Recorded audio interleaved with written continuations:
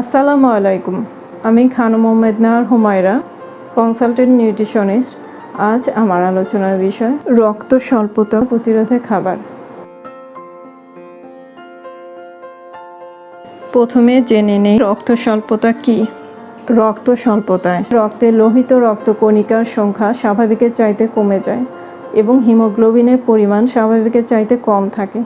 ফলে রক্তে অক্সিজেন পরিবহন করার ক্ষমতাও কমে যায়।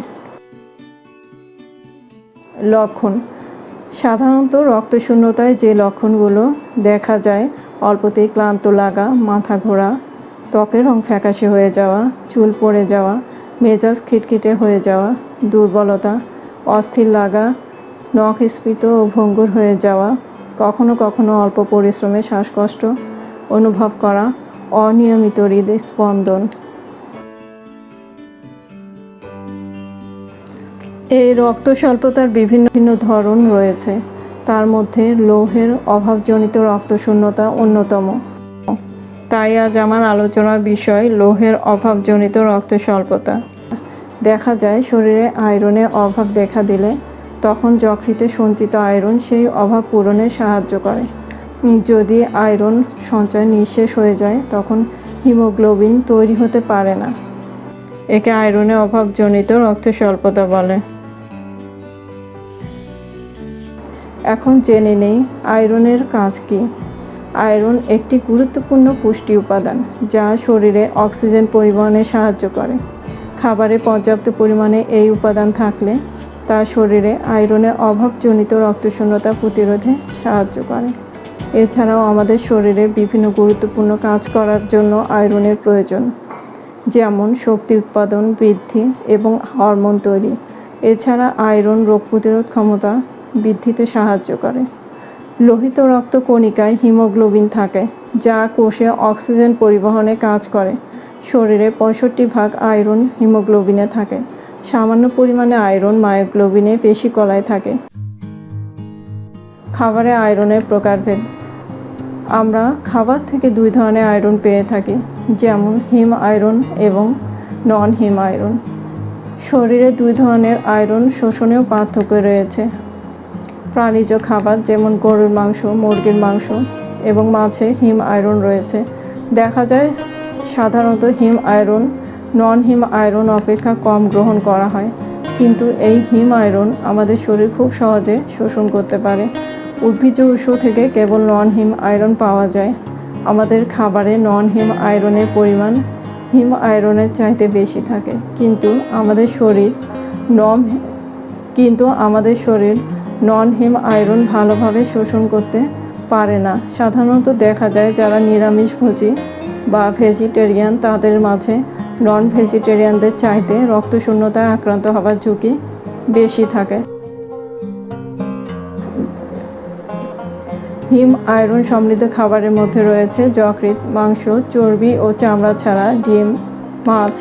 নন হিম আয়রন সমৃদ্ধ খাবারের মধ্যে আছে মসুর ডাল ও মটরশুঁটি, শুকনো ফল যেমন আলু বোখারা, ডুমুর এবং কিশমিশ, বাদাম, সিমের বিচি, সয়াবিন।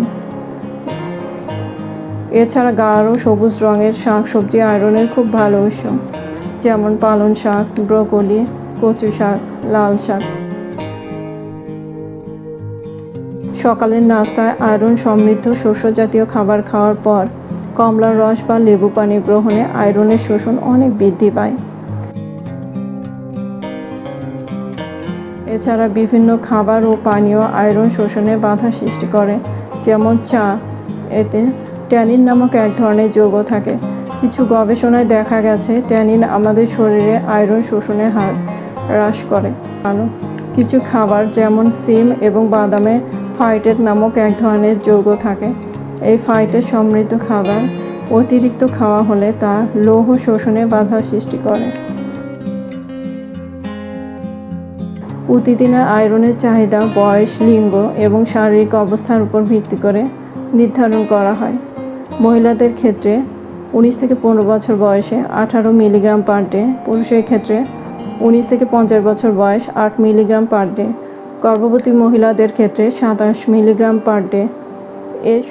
এ সময় রক্ত, জরায়ু এবং ভ্রূণের বৃদ্ধির জন্য অতিরিক্ত আয়রনের প্রয়োজন হয়। সাধারণত খাবারে পর্যাপ্ত আয়রন সমৃদ্ধ খাদ্য থাকলে আয়রনের দৈহিক চাহিদা পূরণ করা সম্ভব। সাধারণত রক্তের সিরাম, ফেরিটিন এবং হিমোগ্লোবিন পরীক্ষার মাধ্যমে রক্ত স্বল্পতা নিশ্চিত করা যায়। যাদের রক্তশূন্যতার ঝুঁকি বেশি, সারা বিশ্বে লৌহের অভাবজনিত রক্ত স্বল্পতা প্রাথমিক অপুষ্টিজনিত রোগগুলোর মধ্যে অন্যতম।